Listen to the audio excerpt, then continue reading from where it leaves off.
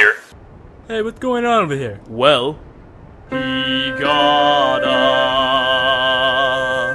no scope. Really? He didn't scope his gun. Wait!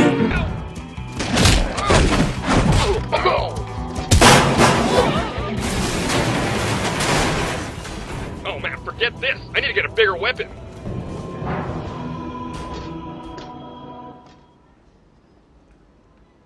The collection of clips you just watched are called Machinimas. The word comes from the combination of machine and animation, and the most basic definition of what a machinima is any sort of video created by a video game.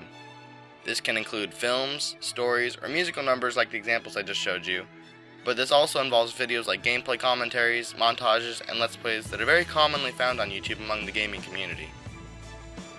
I've been creating YouTube videos for about a year since I got inspired to create my own machinima.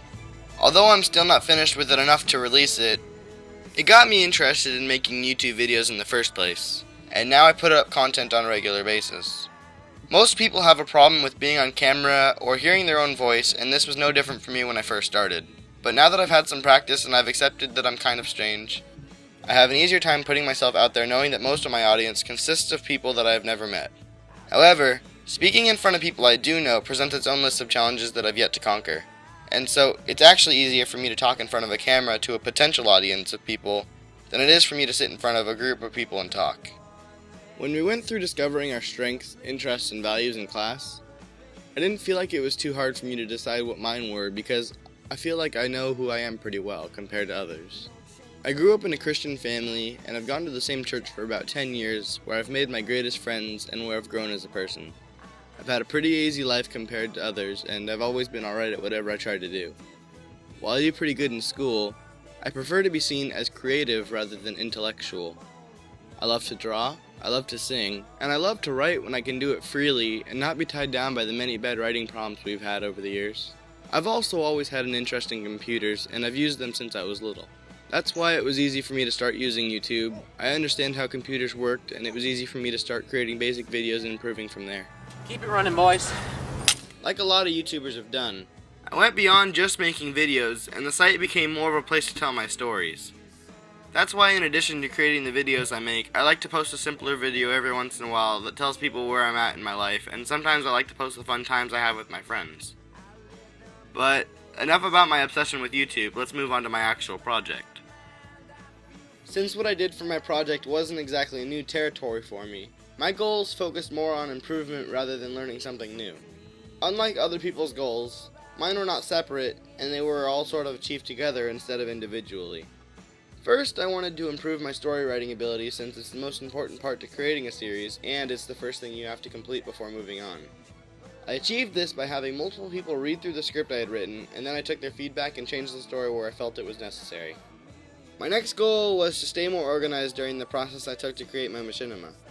Although the intent of this goal was to create my videos in a faster amount of time while keeping the same quality, I realized that this was not realistic and that these things should take as long as they need. When I tried to rush the work I was doing so that I would meet my own deadlines, I didn't feel like the quality was as good and it felt forced and rushed. This doesn't apply to everything, of course, because realistically, deadlines need to be met when you have a job.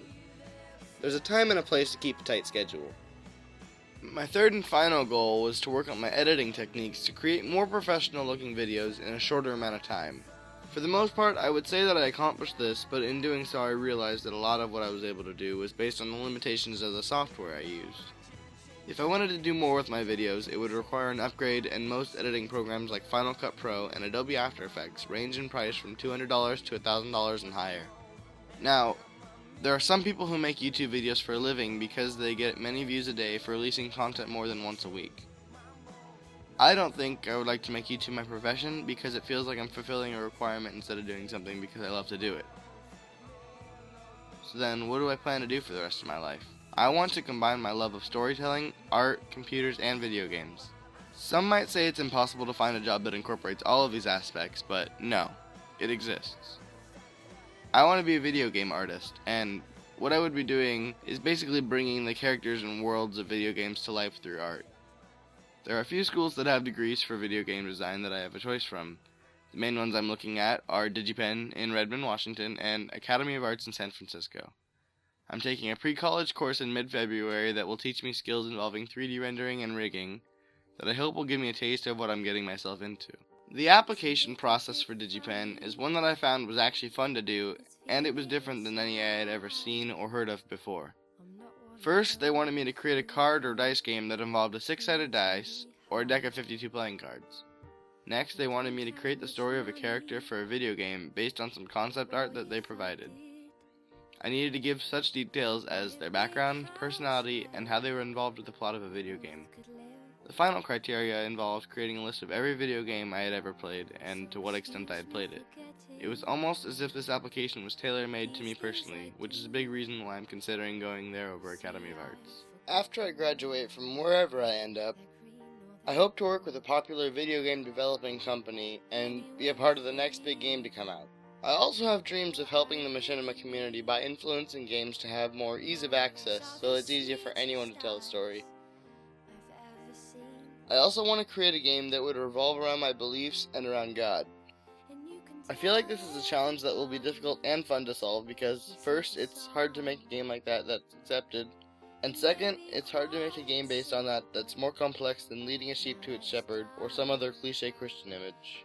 Overall, I want to be living proof that video games can represent more than sitting on your couch all day and eating junk food.